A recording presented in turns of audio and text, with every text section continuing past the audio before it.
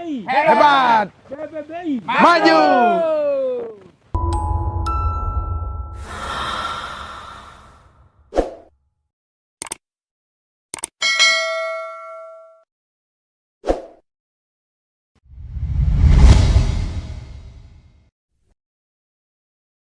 Ya, dengan konsep seperti ini nih Mas Yono. Kita kan apa tadi kemarin namanya kita berikan apa? Malampir ya. Malampir. Munculnya terinspirasi dari Mak Lampir.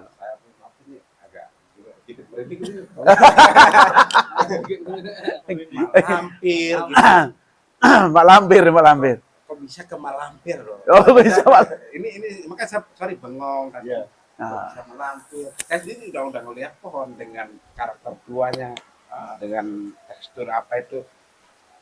Cuman saya mengarah, kita kan tahu Malampir itu sosok seperti apa sih? Ya, nah, paham saya kan? Oh iya, mikirnya. Tapi Makanya kita bahas agak malam dikit nih. waduh, lain lagi ceritanya. Terus gimana? Ayo terus lanjut. Nah, kok ke Malampir arahnya? Kira-kira dari mana sudut pandang? Sudut pandangnya ya? Ya. Nah, itu Mas Yono yang terlalu beda.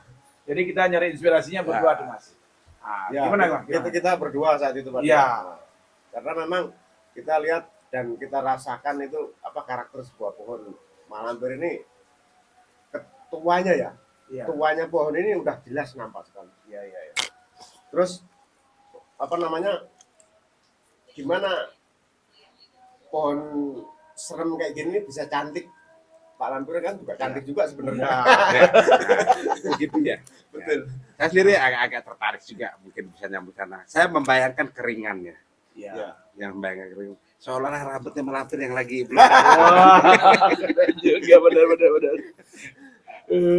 Ya, rambutnya Mak Lampir lagi apa terurai ya? Ya, intinya ini Pak De. Simpelnya ya, di balik keseremannya itu ada kecantikan, Pak.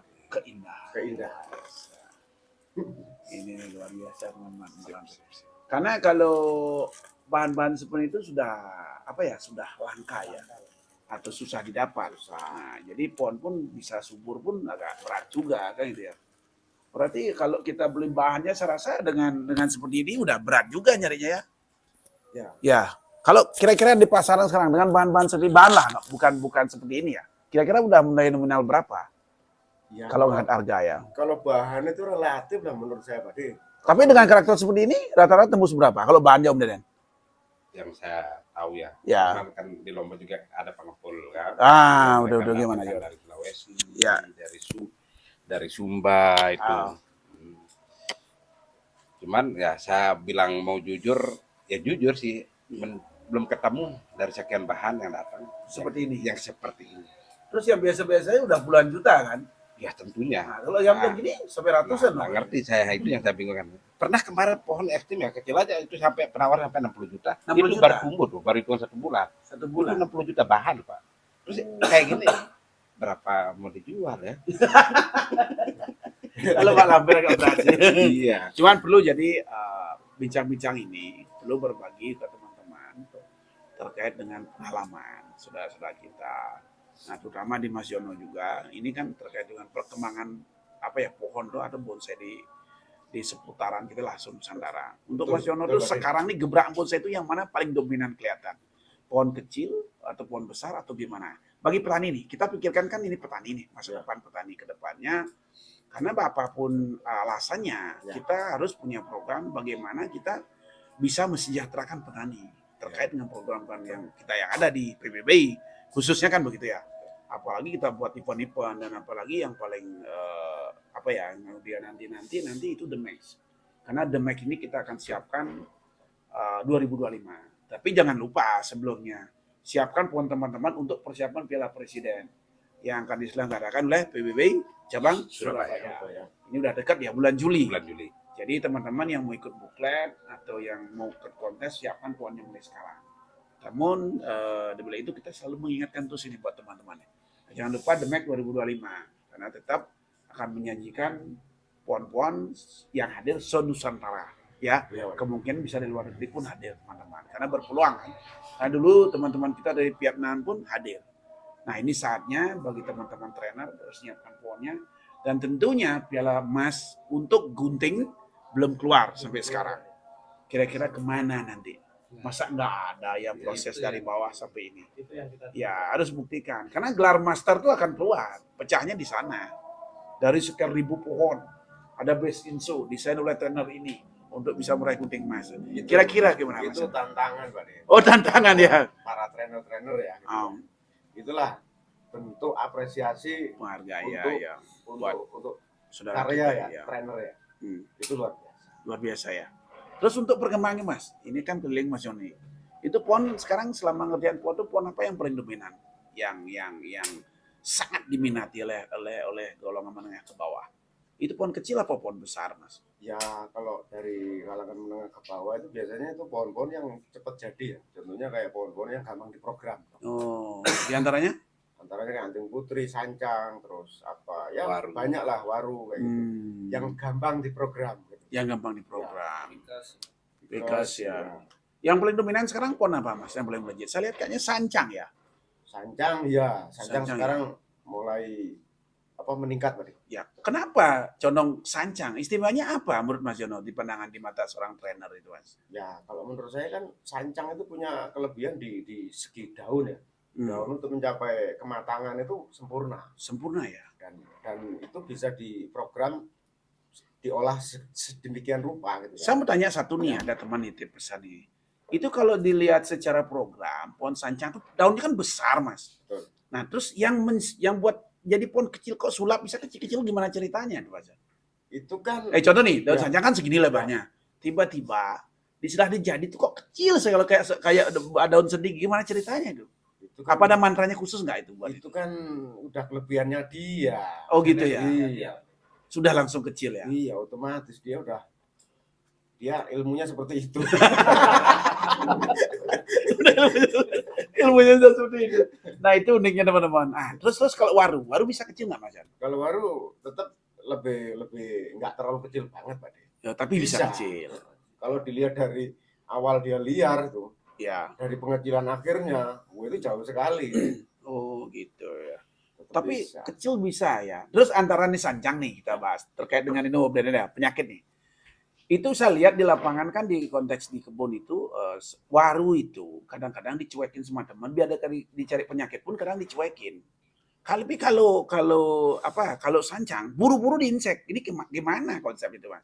Itu karena menurut saya sih karena karakter, Pak De. Lebih kuat waru dong Nah, lebih kuat waru dari penyakit. daripada sancang. Hmm, Karena sancang itu memang harus lebih intensif lah. lebih ekstra.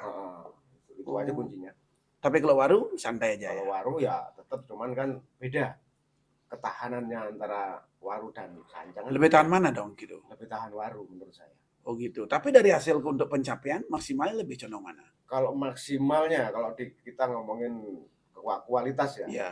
lebih maksimalan di sancang karena daunnya itu bisa maksimal sekali. Oh, mulai berarti mulai keindahan mulai ini ya. Ya, karena kematangan sebuah pohon ya sempurna, kelengkapan ya, itu kan sancang udah dimiliki gitu loh. Berarti terjawab dong karena sekarang setiap kontes itu dominasi oleh sancang. Ya, cuman kan ada kelebihan dan kekurangan tuh, Pak. Oh gitu ya. Kalau sancang kan mungkin Agak ekstra. kekurangannya di karakter tua. Itu kan harus Hmm. PR semua trainer gitu loh. Iya, Gimana iya. caranya untuk mencapai kesan tua tadi? Ya gitu. Kalau sendiri nggak usah dibahas. Ya, kalau Memang Sandigi terlahirnya mah udah karakternya udah tua kan. ilmunya udah tua duluan. baru lahir dan tua. Lahirnya udah tua gitu ya. Ya. Jadi itu yang kita bahas tadi itu terkait dengan sancang itu memang awal mulanya daunnya lebar. Ya. Karena diproses tahap dari cabang, cabang ranting otomatis jadi kecil kerdil ya. Ya. Dan lebihnya saya lihat tuh daunnya mengkilat banget tanpa harus disemprot dengan obat, tapi memang daunnya mengkilat. Ya, ada tip khusus nggak biar daun pohon itu bisa mengkilat kalau jadi? Kalau tip khusus sih mungkin ya sama aja Pak De ya. Pohon sehat pasti. Dari pohon sehat dan pupuk yang tepat. Pak. Ya, Itu aja. itu masalah pupuk yang tepatnya yang mana, Mas? Kan Karena beda- setiap daerah kan beda-beda. beda-beda. Iklimnya toh. Pasti kan harus di uji coba dulu. Tepat nggak buat sancangan begitu? Ya, ya. Pupuknya seperti apa? Iya, luar Itu aja biasa. Oh gitu ya. Berarti terus puriannya sekarang di luar gimana? Itu pohon berarti condongnya pohon kecil dong.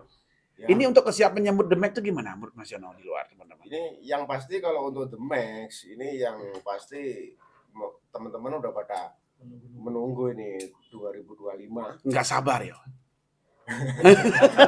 Nggak sabar ya. Nggak sabar. Siapa yang nggak kepingin gunting emas, Pak? Oh gitu. Nah ini teman-teman. Jadi jangan sampai ketinggalan. Siapkan pohon yang milik sekarang. Kita kompetisi secara terbuka. Mungkin semua teman-teman punya peluang ya. Karena bonsai itu sekarang nggak mesti harus besar. Kecil pun berkarakter dapat, nilai pun nggak kalah. Ya Mas Eden. Ya. Nah kalau Lombok penjualan bonsai paling mahal saat ini Mas. Yang kecil harga berapa sudah? Tembus. Yang kecil lah kita sampai ada yang anggap yang kurang lebih dari segini ya. Tapi udah selesai itu yang terakhir minggu kemarin ada sampai 17 juta. Yang kecil? Yang kecil. Apa ini? Sanjang apa? Santigim. Oh, Santigim. Tembus berapa Mas? 17 juta. 17 juta. Nah, itu pun belum maksimal tapi udah yang mau ini kebelat sekali gitu. Oh, gitu. Kebetulan itu jenis Santigim Sumba. Kalau sancang justru sekarang ini lagi kita ngomong sancang tadinya. Iya, nah. Saya heran segitu banyak itu tiap hari pengiriman habis. Habis terus ya? Habis terus. Terus simpan kemana ya? Iya nggak ngerti. Tiap hari. Bang nggak ekspor tuh kan? Tiap hari masuk di tempat saya di Lombok Utara. Bisa kalau dilihat saat lagi sibuk ngepak terus. Oh, kirim. Makanya lakukan tuh mahal Pak Toko sekarang. Banyak Pak. Woi, berarti untuk perputaran ekonomi kita di bonsai, khususnya pohon demek, itu luar biasa ya? Alhamdulillah. Artinya, nah ini nih saya buka lagi nih. Saya tahu pernah Lombok tuh gimana. Jadi, terutama di pelosok-pelosok ya. Jadi, teman-teman yang nggak punya kerjaan atau skill yang lain, ternyata skillnya di bonsai, mungkin merasa terbantu sekali ya dengan adanya program demek ini ya. Mulai rame ya, yang muda-muda, Ikut yang tidak ada kegiatan, mulai ngikut. Itu mulai ngikut tuh karena dia tertarik, apa punya nilai jual dia Mas? Terkadang saya berpikir ke arah negatif, saking tidak ada kerjaan, ikut sibuk nimbrung, lama-lama jadi suka. Karena ada income. Nah, ada income di sana. Bisa dijual. Berarti hobi menghasilkan dong. Sangat menghasilkan. Program Alhamdulillah banyak kalau petaninya semua tuh. Kebayang nggak jual biji sengsimbur dapat mobil carry Pak?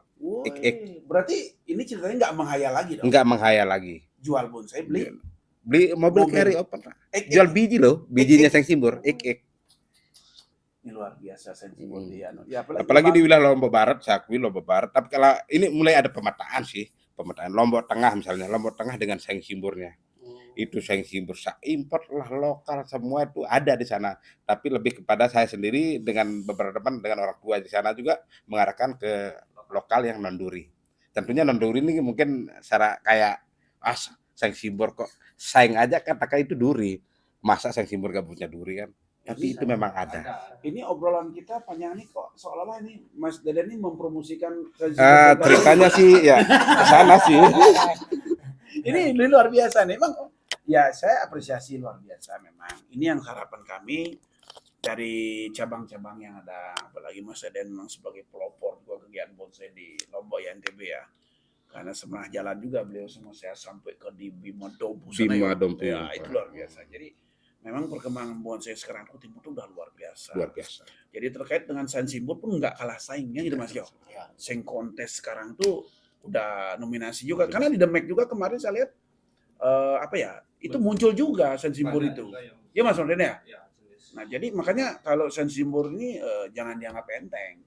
Karena dari karakter batang saya lihat sudah dapat tua juga kan gitu ya. Untuk perantingan gimana Mas Roden? Bisa dipertanggungjawabkan lah kalau perantingan. Karena saya pernah megang yang dikatakan legend itu. Pernah, dan ada juga yang kecil itu. Kalau perantingan tuh kalau pernah finishing Hokianti.